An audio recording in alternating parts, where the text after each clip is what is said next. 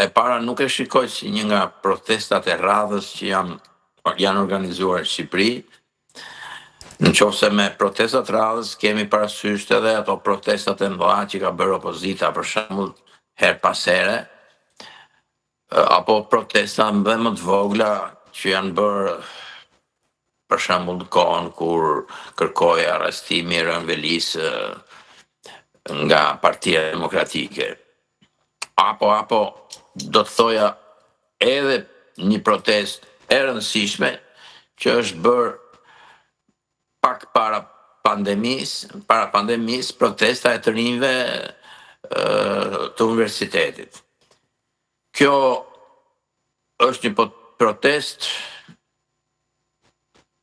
ndoshta e paparë në histori e shqiptarëve për një kohë gjatë, ndoshta mund të kujtoj edhe vitet 90, rënien e komunizmit, kur kishte protestat fuqishme, për kësaj përket masivitetit dhe përditshmërisë, pra, kur protestat e opozitës kanë qenë edhe të mëdha, po kanë qenë një ditë, vinin nga gjithë vendit. Ndërsa kjo është një protestë e përditshme, ku njerëzit aty demonstrojnë vullnetin e tyre. Sa kohë mund zgjati, a mund fitoj, thoni ju, a mund humbasi, apo çfarë do të ndodhi me të. Këtë nuk e parashikoj dot, por mendimi im është ky. Dhe ndoshta një ditë do t'ja them dhe protestuesve, po të kem rastin, që kauza është shumë e rëndësishme. Dhe mund kujtohet një aktiviste amerikane, këtë pra mund thoja historinë e saj, e cila për të shpëtuar një pyll, kishte një pyll me pemë historike, si më thonë, të vjetra, hipi në njërë nga këto pemët dhe ndeti 2 vjetë. Aty flinte, aty hante, sigurisht kishte miq që i qonë në ushqim dhe ai pylli shpëtoi. Kauza e kësaj proteste, siç e shikoj unë, është të shpëtojmë Shqipërinë nga një masakrim dhe nga një grabitje e pa imagjinueshme që i ka bërë një klasë politike dhe klasë ekonomike në bashkëpunim me krimin e organizuar, që është e pa imagjinueshme. Unë ju kam çuar një video për ta parë, për të kuptuar se si i kanë nxjerrë zorrët maleve në jug për të kthyer çdo pyll të jugut, çdo gjelbrim, çdo pish për ta bërë beton, për të ndërtuar vila, të ashtu quajtur resorte, të cilat nuk i lënë shqiptarëve më as mundësinë që të shkojnë të gëzojnë atë det, sepse janë të gjitha të privatizuara dhe të pret një roje tek dera edhe ti nuk shkon dot. Pra për shpëtuar këtë Shqipëri nga kjo masakër që e simbolizon edhe shpëtimi i Gërnecit, i Zvërnecit, edhe ishullit Sazanit, do të thoja, që është një projekt i përbashkët, i qeverisë, i mbajtur ashtu i shehur në hije, siç janë bërë shumë projekte, derisa i kanë realizuar me dhunë, shpesh. Pra, ja vlen edhe 2 vjet me dalë me ndet në atë protestë. Jo duke fjetë në pemë, është sakrificë më e madhe me fletë në pemë, po duke dalë atje për ditë, derisa t'i kërkohet dorëheqja edhe të realizohet dorëheqja e kësaj qeverie që ka bërë mbrapshtira të pafundme. Tuar një Shqipëri që me fjalë të tjera në proteste thash, me oligarkët dhe krimin e organizuar, për oligarkët dhe krimin e organizuar, të cilët kanë privuar pjesën tjetër të shoqërisë, jo vetëm nga vendimarrja, po dhe nga të mirat që do duhet të gëzonin në këtë Shqipëri. Dhe në thelbin e vet, pra, protesta është për një Shqipëri tjetër, jo këtë Shqipëri.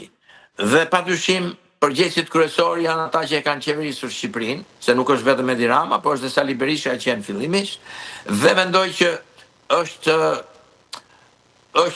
janë dy parti që kështu kanë qeverisur, me oligark për oligark dhe me krimin e organizuar. Personalisht, të them të vërtetën, kam qenë me tezën që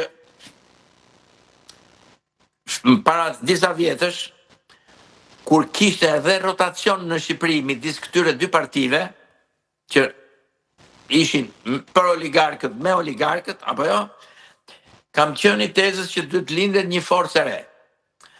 Dhe kanë mbështetur disa forca të reja që ishin kundra të dyjave.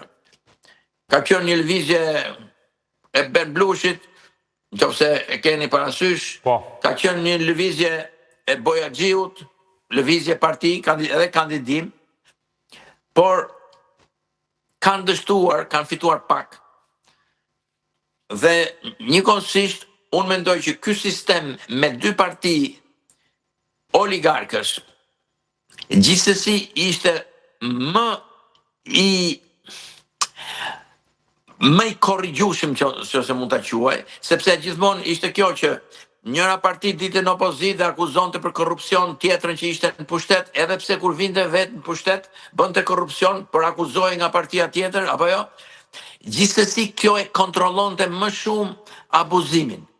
Ndërsa ky lloj sistemi me, po e quajmë, e kam quajtur dhe pluralizm oligarkik, si më thon, psoi një mutacion me Edi Ramën, sidomos mas vitit 2017, kur ai kërkoi tepsin ta merrte vetë, dhe ai hoqi dhe mundësinë e këtij rotacioni. Hoqi mundësinë pra e rotacionit nga njëra parti oligarkësh në tjetrën dhe mundësinë që të korrigjohet. Dhe dëmi është bërë shumë më i madh në kuptimin e korrupsionit, e abuzimit me vendimarrje, sepse u bë një parti shtet. Në këto kushte, duke menduar që pjesa më e madhe e popullsisë është mpirë, është larguar, nuk reagon, kam menduar që e keqja më e vogël është të kthehemi tek ato që i kam quajtur më mirë 3 banda se një band, kam përdorur dhe një formulë. Pra, me 3 banda kisha parasysh dhe Ilir Metës. Po në këtë studio e kemi diskutuar këtë pjesë. Po, tani ajo që ndodh tani për mua është befasuese, sepse ideja që kam shprehur ka qenë edhe mbetet do thoja, që Edi Rama ka ndërtuar një sistem që nuk e lejon më rotacionin. Se nuk ka në demokraci mundësi të ndodhi që një parti, sa më shumë qëndron pushtet, çdo mandat shton votat, siç ka bërë ky. Mundet herën e parë, mandatën e dytë, po pastaj do t'i duhet edhe sikur të jetë suksesshme të bëj koalicion, siç për shembull bënte Angela Merkel me socialdemokratët, bënte koalicionin e madh sepse qeverisja do të vetë, ndërsa ky rritet gjithnjë dhe bëhet vetë. Dhe ky sistem, kam thënë, nuk ky duhet rrëzuar patjetër sepse është monopartiak, edhe ky po bën dëm shumë mëdha. Ani se thirret në demokraci edhe në votën, sepse para një viti ai u rikonfirmua me 88 mandate, apo jo? Po pikërisht.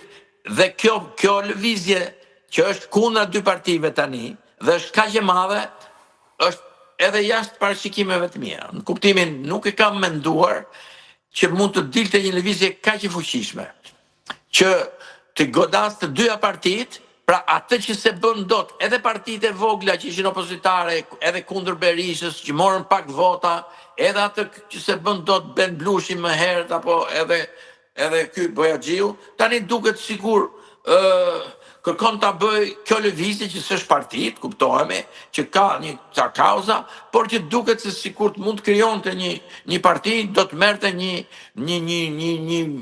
numër votash të shumë të madh. Është e papritur edhe për mua, sigurisht do të shikojmë se si do zhvillohet, por është shumë pozitive, është më shumë. Edi Rama si po reagon? Sigurisht që ai ka pritur, sepse edhe ne që jemi aty, që shkojmë për ditë, mendojmë si do jetë numri sot, si do jetë numri nesër, apo jo. Padyshim që dhe ata e shohin me syrin tjetër që ne duam që numri të rritet, ata presin që numri të paksohet dhe të shuhet pak nga pak. Me sa di unë ka dhe tentativa për sabotim, për infiltrim, ka infiltrime, ka alternativa për përçarje, për të krijuar pra konflikt brenda protestuesve, që mund të ishte një metodë e suksesshme për çfarë sundosi thon. Dhe si do të reagoj, Edi Rama është nervoz apo s'është nervoz? Shiko, ky është një problem shumë i madh, do thoja unë. Unë e shikoj pak më me gjaktotësi në një kuptim edhe më të gjerë. Ky është një brez i ri. Ky është një brez i ri. Dhe ne që jemi brez i vjetër, ku hyn edhe Edi Rama tashmë, duhet mendojmë se ç'kena bërë me brezat e ri, ç'ka ndodh me brezat e ri në Shqipëri. Nga pushtetarët, nga baballarët, nëse mund të quaj kështu. E unë që në kohën e komunizmit, brezin tim e dogji Enver Hoxha, kur dolëm neve që ishim ca të ri, më të ri, që fëmijë komunistësh ishim bile, brez edhe komunistësh që donin diçka tjetër, edhe ishte ajo periudha e ashtu quhet e liberalizmit, edhe kërkonin të ishim dhe ne me një rol, kërkonin disa gjëra, dhe këta e shkelen me këmbë, na shkelen me këmbë, do më thënë, si brez, dhe kishte një parull që u tha atëhere, që u përhap, që në Shqipëri nuk ka konflikt brezash. Ka harmoni, si të thush, midis brezit ri dhe brezit vjetër. I duan baballarët. Poeti Dritoa Golli bëri dhe një poem baballarët në atë kohë, kupton? Që është dhe një këngë baballarët, mund ta keni dëgjuar juve në Kosovë. Që është ideja që o ju baballar ju jeni. Baballarët ishin diktatorë. Dhe që thonë s'ka konflikt brezash, dhe që shtypin brez pas brezi. Pastaj nëse mund të numëroj, erdhi brezi, po themi, i të rinjve të 91-shit që u bë përmbysja, një diktator i ri, një autoritar i ri, si që ishte Sali Berisha, edhe ai e shtypi atë brez, kupton. Me qëndrime autoritare, me përjashtime, me dhunë kur ka erdhi puna, e tjera.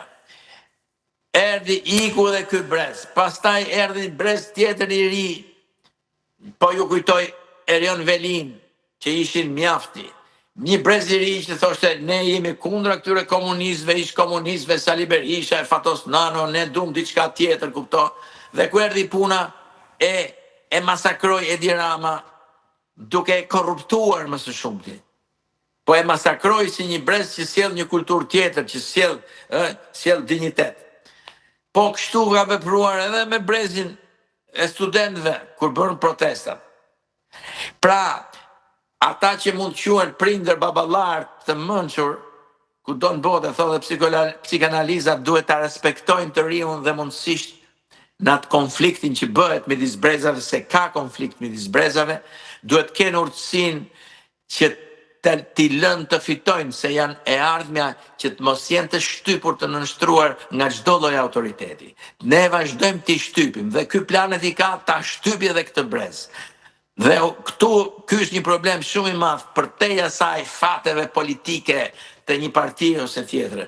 Ka të bëjë me një kulturë tjetër që do të lindi në Shqipëri, dhe një Shqipëri tjetër, jo një kulturë dhe një Shqipëri e dominimit e shtypjes së tjetrit, po e të respektimit edhe të zhvillimit tjetrit, edhe mundësisht mund të përdor dhe fjalën jo të urrejtjes të ndërsjell, po edhe të dashurisë për njëri tjetrin pas një konflikti, sepse që e fiton brezi i ri dhe ndërton një të ardhme tjetër ndryshe. Unë kështu e shoh në përgjithësi këtë punë, dhe jam i vendosur që të bëj sa të mundem që ky brez ta fitoj këtë luftë. E vështirë do jetë se ka përballë një Shqipëri të vjetër, atë Shqipërinë e liderëve autoritar, e atyre që e përdorin pushtetin për të sunduar dhe për të pasuruar, dhe jo për të zhvilluar shoqërinë, për të zhvilluar rininë, për të hapur perspektiva dhe rinisë, por përkundrazi për ta dhënuar, për ta përdorur thjesht si mjet dhe jo si qëllim, siç do thoshte Kanti, dhe prandaj dhe e kanë dëbuar nga Shqipëria. Prandaj ka shumë rëndësi që kjo protestë të fitojë në këtë aspekt. Okej, për te protestës, pyetjen fund